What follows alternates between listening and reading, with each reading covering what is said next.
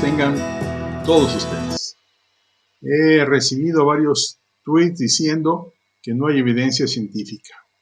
Por favor, y que esto es una tontería lo que estoy diciendo. Por favor, revisen los libros electrónicos de Michael Oher sobre la geomorfología, de Walter Brown sobre toda la estructura astronómica, física y química de la Tierra, y mi libro, La ciencia del diluvio universal, sobre la evidencia genética, lingüística y arqueológica que hay sobre el diluvio universal.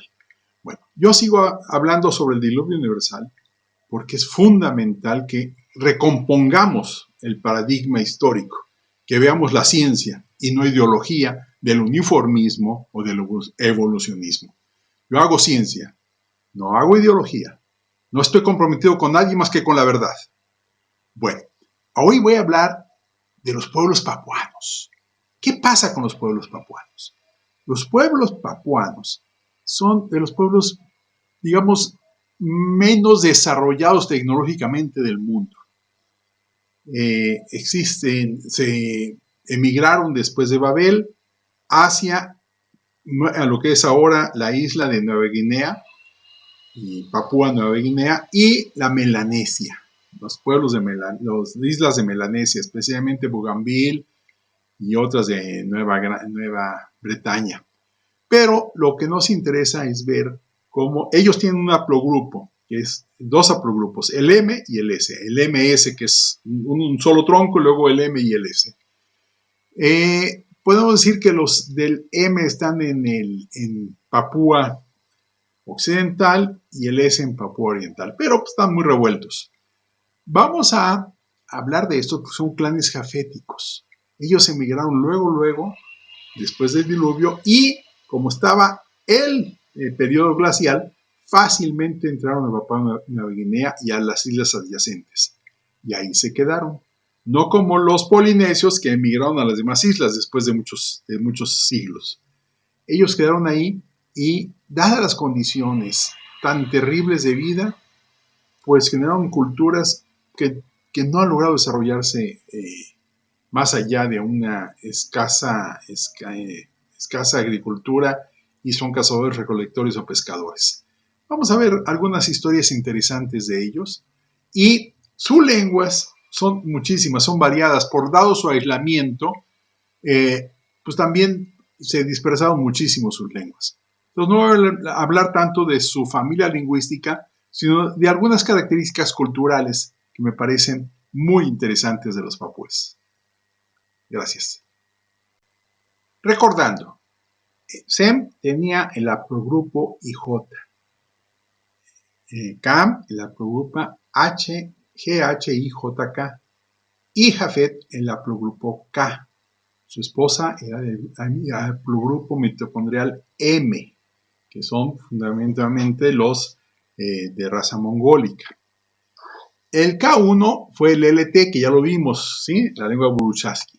El K2 es el K2A y que da lugar al N y al O, que ya los analizamos.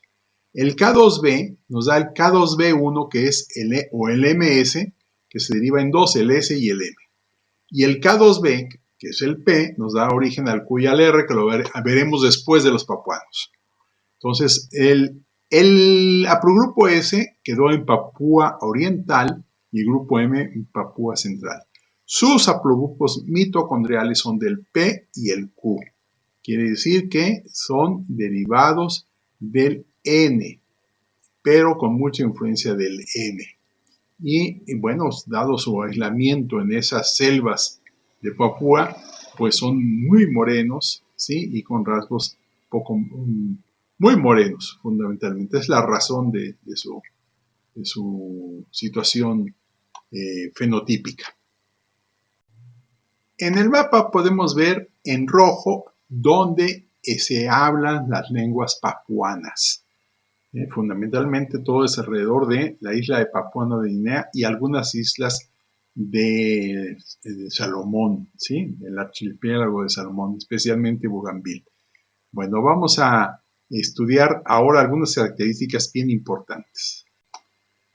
No es posible hablar de una familia lingüística papuana como tal. ya que se encuentran diferencias entre las lenguas muy grandes.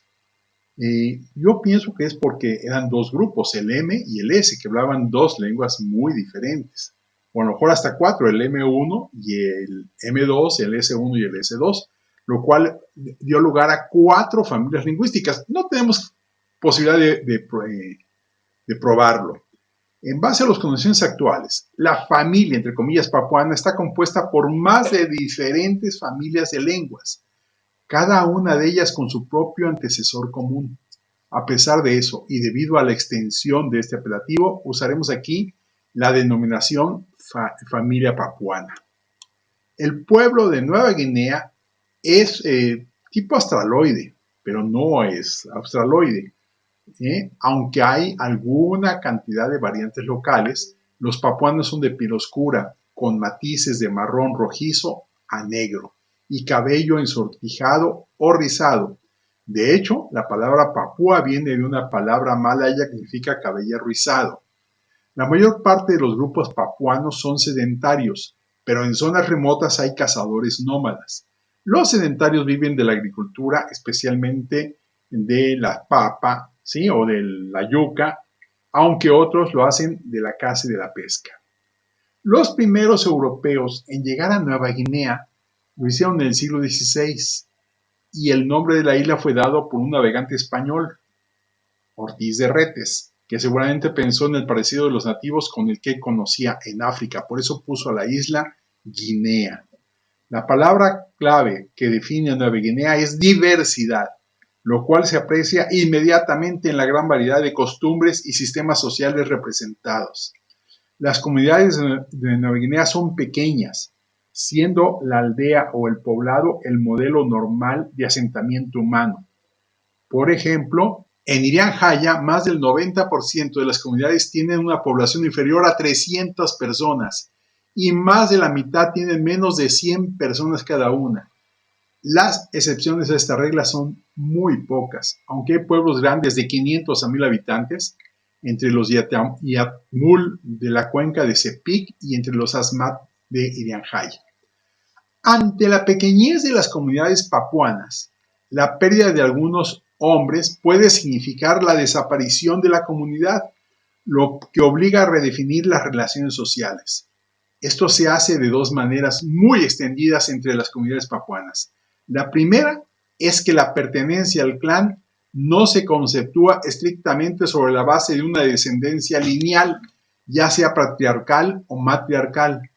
Por ejemplo, si un grupo ha sido derrotado en una guerra, los refugiados pueden hallar acogida en otro grupo, siendo con el tiempo integrados en el mismo.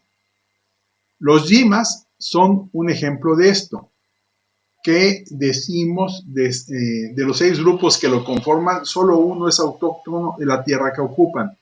El resto son inmigrantes que constituyen la mayoría de la población. La otra forma de redefinir las relaciones sociales es por medio de las alianzas ante las exigencias de la guerra y la importancia de los intercambios y el comercio. Hasta tal punto se valora el intercambio y el comercio que la antropóloga Margaret Mead pone un ejemplo extremo en esto entre los Biwat y sus vecinos Dimiri. Ambos son enemigos irreconciliables, pero los Biwat le dijeron que no querían matar a todos los Dimiri porque si lo hacían no quedarían ollas, ni mosquiteras, ni espuertas, no podrían comprarlas. La razón de la diversidad lingüística de Nueva Guinea, con 1000 lenguas repartidas en 900.000 kilómetros cuadrados, es doble. En primer lugar, está la naturaleza del terreno, que está formada por montañas cubiertas de bosques con precipitaciones abundantes, ríos embravecidos, selvas impenetrables y regiones inmensas de pantanos, favoreciendo todo ello las barreras para las comunicaciones humanas.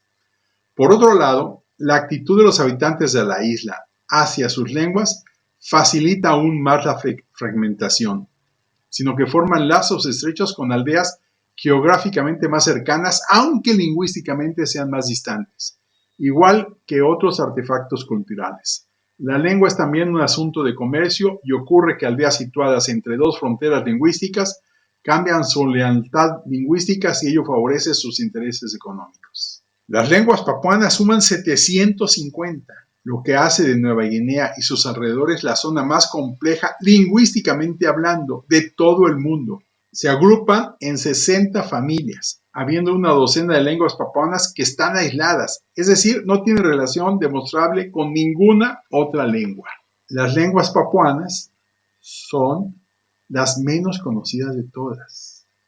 La zona septentrional litoral de Nueva Guinea, sobre todo la parte de Irian Jaya, es la zona lingüísticamente más desconocida del mundo, pues muchas de sus lenguas solo tienen una pequeña lista de palabras. Dada la gran fragmentación de lenguas, en Nueva Guinea el multilingüismo es un fenómeno natural allí, aunque las cosas dependan en buena medida del tamaño de cada comunidad lingüística.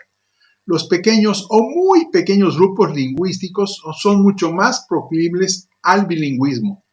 ¿Sí? Por ejemplo, la lengua Yelogu, perteneciente a la familia Ndu y relacionada con Yatmul, era hablada en 1965 por 73 personas, pero todas ellas eran bilingües y conocían además de la suya la lengua Woma, que tiene varios miles de hablantes.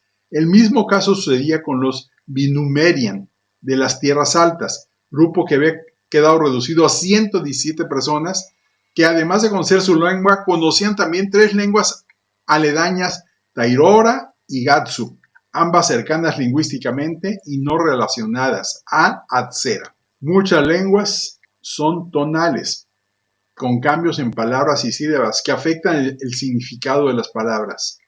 La interacción del sistema tonal papuano con modelos de énfasis y longitud de sílabas puede ser extremadamente intricada. Ahora quiero narrarles una historia que es muy curiosa de Nueva Guinea. El misionero Andrés Dupeyrat, que vivió 21 años con los papúes, en un libro cuenta esa experiencia. Cuenta que en estos nativos que hasta entonces no habían contactado con ninguna persona fuera de Nueva Guinea, el canibalismo se practicaba. Sin embargo, esta práctica era parte de la vida social y formaba parte de la vida de los nativos hasta tal punto que el jefe de la tribu en la que se asentaba el misionero le cuenta cómo pidió a un poblado amigo que mandase una comitiva para llevarse a sus padres, cuando estos se habían hecho ya demasiado viejos. A la mitad del camino, en el bosque los mataron, se los llevaron al poblado, se los comieron en un banquete y les devolvieron los huesos limpios para poder guardarlos y venerarlos. Un punto importante de esta forma de canibalismo es que está terminantemente prohibido comer a gente del propio poblado. Y aquí es donde viene una relación con los cerdos. Los cerdos de esos poblados son considerados parte de la familia. Ahora pasa igual en nuestra cultura posmoderna, donde los perros son, o los gatos son perrijos o gatijos, ¿no? Y bueno, entonces en ese lugar, pues no, como eran parte de la familia, no se los podían comer los cerdos del propio poblado, sino que tienen que ser regalados a otro pueblo. Los cerdos entre los Zembega forman también parte de la familia, comiendo en la misma mesa, recibiendo los mismos alimentos que cultiva la familia y prepara la mujer para sus hijos. Sin embargo, los nativos que describen el libro van mucho más allá. En uno de los capítulos detalla un rito de paso por la que toda mujer en su primer parto pasa. Cuando aparecen los primeros síntomas de parto, trabajo de parto, se va junto con otras mujeres que ya han sido madres, seguidas por cerdas de estas y sus lechones. En el lecho de un richuelo o sobre una piedra, las otras mujeres empujan, insultan e incluso patean a la parturienta con el fin de acelerar el proceso de parto. Cuando la mujer pare a su hijo, el resto de las madres se aparta, ya que es considerada impura. La recién madre debe cortar el cordón ella misma, hacer un hoyo, enterrar la placenta y lavar el lugar y a ella misma para borrar todo rastro del parto. Tras esto, toma al niño que había dejado en la orilla y lo estrella su cabeza contra una roca. Entonces las cerdas de las otras mujeres corren a devorar el cuerpo del bebé muerto. La primera cerda en llegar a comer es seleccionada para coger de ella un cerdito o una cerdita, según el sexo del niño. Y la madre adoptará a este cerdito, dándole pecho, masticando la comida y dándosela en la boca, y quedándole como a su propio hijo. De aquí en adelante, la mujer no volverá a matar a ninguno de sus hijos que vuelva a concebir. Este cerdo servirá cuando esté bien criado, cebado para honrar al pueblo en un festín, pero al ser de la familia, este festín se celebrará en otro poblado como los padres del jefe de la tribu. Esta historia la quise contar porque entre los cananitas, que ya lo veremos, la historia de los cananeos, cuando veamos los grupos camitas, los clanes camitas, acostumbraban matar y ofrecer en sacrificio al hijo primogénito.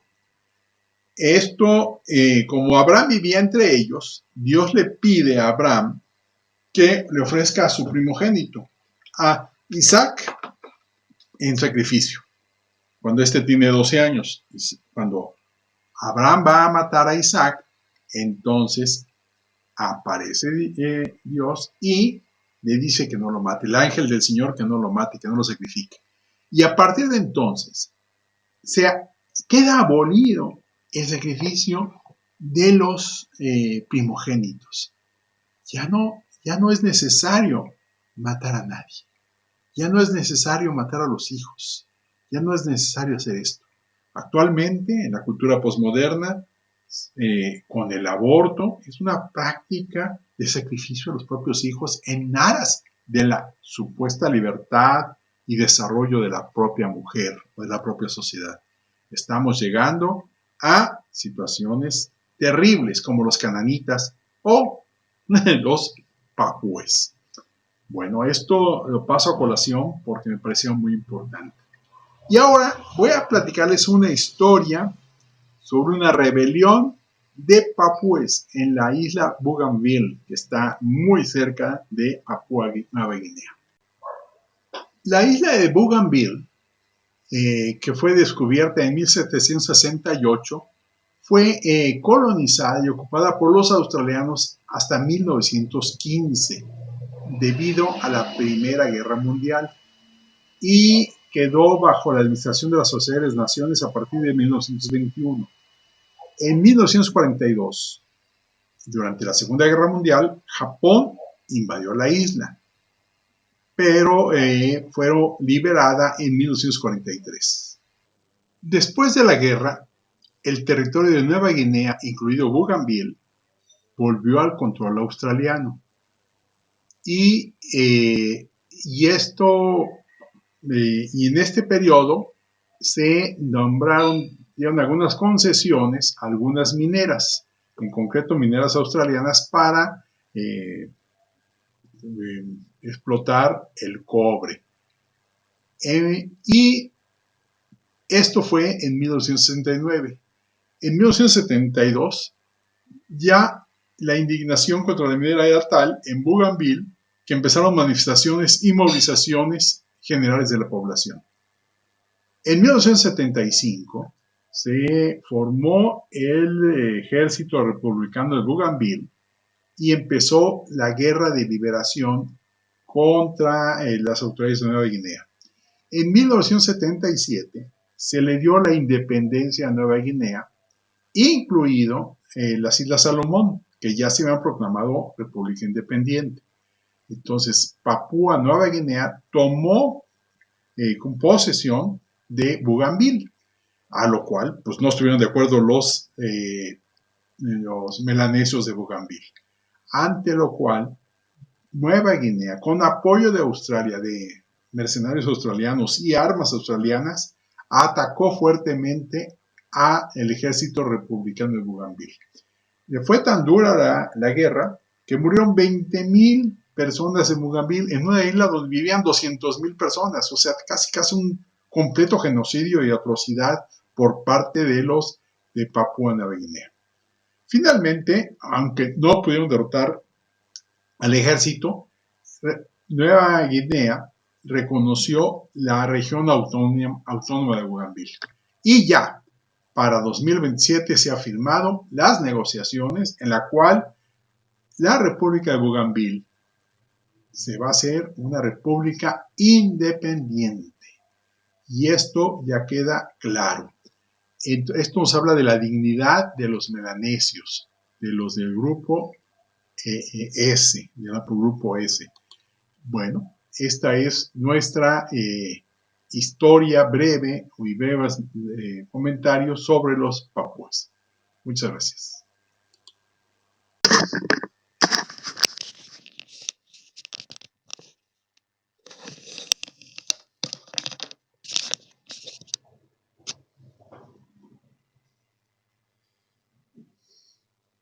Es maravilloso poder estudiar la historia de los pueblos, conocer su historia, sus leyendas y saber que todos venimos de un mismo padre que es Noé y una misma madre que es Eva, con sus tres descendientes que son, bueno, la esposa de Noé y sus tres nueras, ¿no? Las esposas de Sem, Cam y Jafet. Estamos viendo la historia de los pueblos jafetitas, los pueblos papuanos, el haplogrupo M y el haplogrupo S. Estos pueblos que llegaron por tierra a Nueva Guinea y luego quedaron aislados después del era glaciar, más o menos en el año 2400 a.C., pues quedaron ahí en la Melanesia, aislados, generando una gran multitud de familias lingüísticas. Hasta hace muy poco tiempo, llegaron los europeos y, por supuesto, llegaron a aprovecharse de muchas riquezas de los pueblos de Nueva Guinea. Algunos otros llegaron con buena voluntad a desarrollar pues elementos tecnológicos, culturales y éticos para su crecimiento espiritual. Es una historia difícil de pueblos que son recientemente colonizados por los europeos. Muchas gracias por su atención. En el siguiente video empezaremos a trabajar a los aborígenes americanos, el haplogrupo Q. Muchas gracias.